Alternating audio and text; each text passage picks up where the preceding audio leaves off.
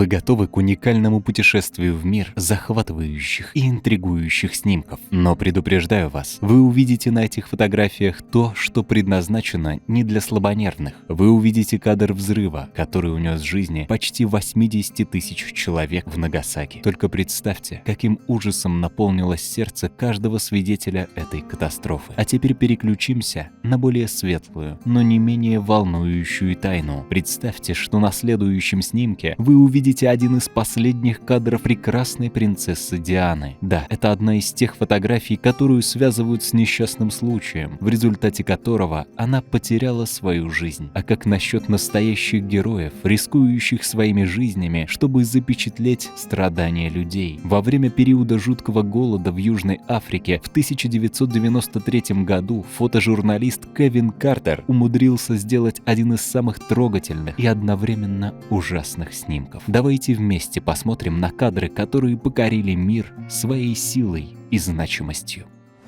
Начнем со снимка, сделанного вечером 6 мая 1937 года, когда Гринденбург, немецкий цепелин и самый большой дирижабль, когда-либо построенный, загорелся и рухнул на землю в Лейкхерсте, штат Нью-Джерси. Катастрофа унесла жизни 36 человек и нанесла сокрушительный удар по зарождающейся авиационной промышленности. С тех пор катастрофа Гринденбурга оставалась окутанной тайной. Свидетели долго размышляли о причине пожара, хотя окончательного ответа они так и не получили. Почти ровно за год до своей знаменитой гибели Гринденбург совершил свой первый рейс из Германии в США. Действительно, роковой последний полет немецкого дирижабля был примечателен тем, что стал первым полетом его второго сезона. Как таковой он стал предметом пристального внимания средств массовой информации, а это означает, что множество фотокамер было направлено на Гринденбург, когда он загорелся и рухнул на землю. Впечатляющие изображения инцидента быстро появились на первых полосах газет по всему миру.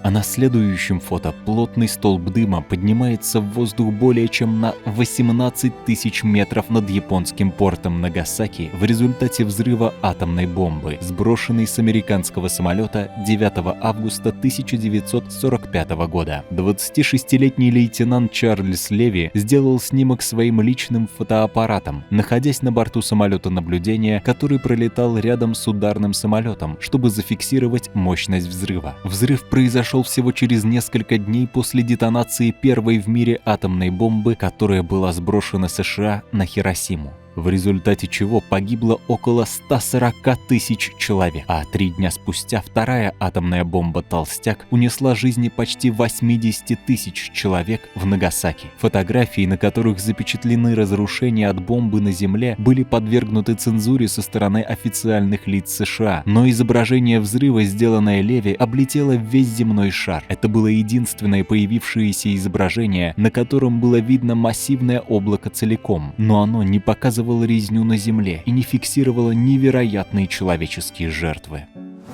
Следующая фотография долетела к нам из космоса. Всего через 19 минут после знаменитого послания Нила Армстронга Земле, его напарник Базз Олдрин стал вторым человеком, ступившим на Луну. За время пребывания на поверхности спутника Солнца 2 астронавта водрузили флаг США, сделали снимки местности, включая фотографии друг друга, и поговорили с президентом Никсоном. Аполлон-11 был первой успешной миссией по высадке экипажа на Луну. В целом, командному модулю потребовалось 76 часов, чтобы достичь Луны, и еще почти 71 час, чтобы вернуться на Землю. По возвращении экипаж Аполлона-11 был помещен в карантин на 3 месяца из-за опасений заболеванием лунной чумой. Высадка на Луну была инженерным достижением. По оценкам, в миссиях Аполлона участвовало 400 тысяч сотрудников космического агентства.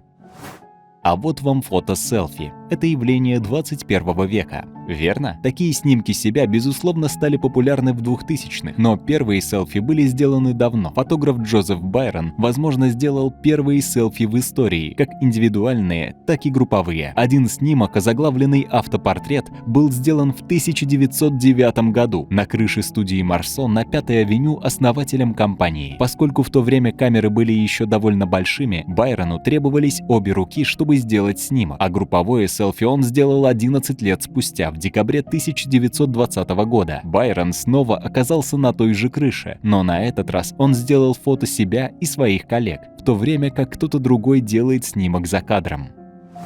В 2007 году состоялся долгожданный судебный процесс по делу о смерти принцессы Дианы и ее возлюбленного Доди Аль-Фаеда. В ходе этого судебного расследования появилось изображение принцессы за несколько мгновений до того, как Mercedes-Benz V140 S-класс врезался в 13-ю колонну в туннеле Пон-дель-Альма на скорости 190 км в час. Фотография была сделана фотографом Жаком Ланжевалом в Париже в ночь на 31 августа 1997 года. На фотографии запечатлена Диана, принцесса Уэльская. Ее голова отвернута на заднем сидении. Также виден телохранитель принцессы Тревор Рис Джонс и водитель Анри Поль незадолго до смертельной аварии. Изображение могло быть сделано после того, как пара покинула отель Риц в Париже, направляясь к улице Камбон, или когда они уже были внутри моста Альма. Фотография была представлена в качестве части доказательств на следствии Скотта Бейкера по факту аварии, в ходе которого присяжные пришли к выводу, что Диана и Доди были убиты, потому что их водитель Анри Поль и преследовавшие его папарацци были безрассудны.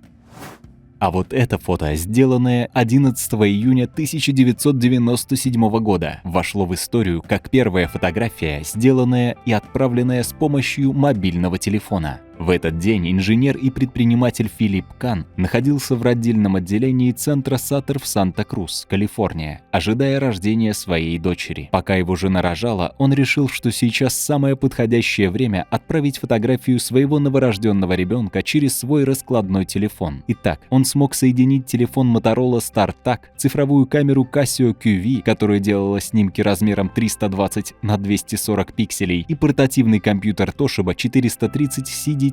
Вся система была настроена таким образом, что когда он делал снимок своей камерой, система автоматически подключалась к его веб-серверу, загружала на него фотографию и отправляла уведомления по электронной почте друзьям и родственникам, которые затем могли войти в систему для загрузки изображения. Кан заявил, что он стремился сделать Polaroid 21 века, предоставляя мгновенную почту с фотографиями. Однако потребительское оборудование еще не было до конца создано, чтобы такое работало. К счастью для него, но, вероятно, не для его жены, роды длились 18 часов. Это дало изобретателю много времени на создание своего хитроумного устройства. У него была большая часть необходимых вещей, и он отправил помощника забрать остальное. Всегда бывает так, что если бы не последняя минута, ничего бы никогда не было сделано, сказал Кан. И ему это удалось. 11 июня 1997 года первая в истории фотография была отправлена с помощью телефона. И мир изменился. С тех пор мы не оглядывались назад.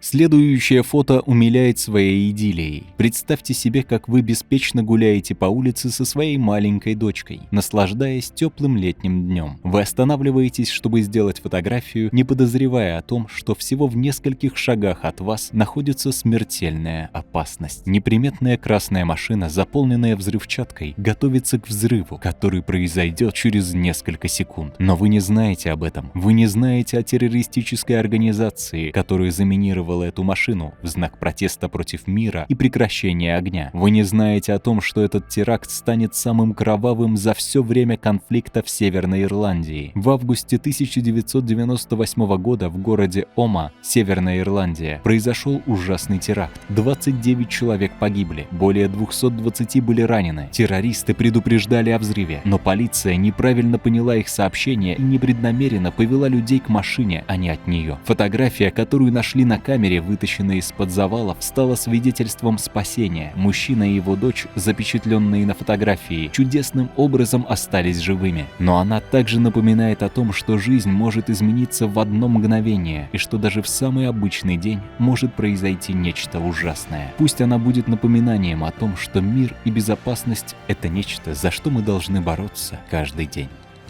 Этот снимок известен всем. На нем запечатлен Джон Леннон. легенда музыки, подписывающий копию своего альбома «Двойная фантазия» для Марка Дэвида Чемпина. Парадокс судьбы заключается в том, что менее чем через 6 часов Чемпин станет убийцей Леннона. Вначале Чемпин был большим фанатом Битлов и восхищался Ленноном, но после того, как он обратился к религии и стал преданным христианином, он отказался от своей любви к группе, разозлившись из-за заявления Леннона о том, что Битлы стали популярнее Иисуса. Его также раздражало лицемерие Леннона в отношении материальных ценностей. Чемпин также считал оскорблением для всех, кого Леннон вдохновил на подобный образ жизни. Когда Леннон вышел из своей квартиры, направляясь в студию звукозаписи, Чемпин подошел к нему и попросил автограф. Ничего не подозревавший музыкант с улыбкой подписал пластинку и ушел. Но через несколько часов, когда Леннон вернулся, Чемпин крикнул ему и выстрелил 5 раз. Убийца остался на месте преступления, читая роман «Над пропастью во ржи». А это видео о снимке с другой трагедии. В 1999 году произошло страшное событие, которое оставило неизгладимый след в истории человечества. Массовое убийство в школе Колумбайн. Этот ужасный случай стрельбы в школе вызвал глобальное внимание к нескольким проблемам, таким как буллинг в учебных заведениях, вопросы контроля за оружием и психическое здоровье подростков. Изначально считалось, что 2 парня, совершивших ужасное преступление, были отвергнутыми и изгоями общества. Однако более глубокий анализ показал, что Эрик Харрис был психопатом, а Дилан Клеболд страдал биполярным расстройством. Эта информация подчеркивает сложность и многогранность причин, лежавших в основе подобных трагических событий. Фотография, которую вы видите, сделанная всего за несколько недель до трагедии, стала своеобразным символом предстоящего ужаса. Группа подростков, в том числе будущие убийцы, изображает сцену стрельбы перед камерой. Возможно, автор фотографии не осознавал того, что происходит за кулисами, и видел в этом лишь шутку подростков. Тем не менее, с течением времени эта картинка приобрела зловещий смысл, и в свете произошедшего она стала свидетельством зловещего настроения, которое преобразилось в массовое преступление, приведшее к гибели и травмированию многих невинных людей. А вот вам фото, на котором братья Майкл и Шон МакКуилкин. В 1975 году пара улыбчивых жителей Сан-Диего решили провести свой отпуск в живописной Калифорнии. В компании своей сестры Мэри они радовались летним моментам, фотографируясь на фоне начинающейся грозы и насмехаясь над своими взъерошенными волосами, как и многие другие люди вокруг. Однако судьба прервала их беззаботное веселье всего за несколько секунд. На вершине скалы Моро в национальном парке Секвойя, сразу после того, как был сделан этот пленительный снимок, братьев поразила молния, нанеся им серьезные травмы. Несмотря на широко распространенную версию, молния не лишила их жизни. Эта фотография стала неисчислимое количество раз использоваться в течение многих лет, в основном в качестве социальной рекламы, направленной на привлечение внимания к опасности, которую представляют молнии. Улыбки на счастливых, беззаботных лицах этих братьев болезненно напоминают о стихии, способной угрожать жизни и о которой не следует забывать. А это видео связано с трогательным и одновременно ужасным снимком, сделанным фотожурналистом Кевином Картером в ЮАР в 1993 году во время периода голода в стране. На этой фотографии можно увидеть маленького ребенка, который почти полностью истощен голодом. Его тело выглядит худым и изможденным. Ребенок ползет трудной дорогой к пункту раздачи пищи под ярким солнцем. Однако за ним следует стервятник, готовый атаковать и использовать слабость маленького ребенка в своих интересах. Это фото стало символом страданий и бедствия, которое переживал народ ЮАР в то время. Перед корреспондентом в этот момент стал тяжелый выбор фотожурналиста – вмешаться и помочь ребенку или сделать снимок. Кевину Картеру запретили приближаться к этим детям, опасаясь заражения различными болезнями, и поэтому он не мог реализовать желание помочь. Подобные ограничения были связаны с политическими и социальными условиями в стране. Снимок вызвал огромный резонанс и получил Пулитцеровскую премию в категории новостных фотографий. Эта история напоминает нам о сложностях, с которыми сталкиваются фотожурналисты, работающие в кризисных зонах, и о том, какой ценой иногда приходится платить за информирование и привлечение внимания к бедствиям в мире.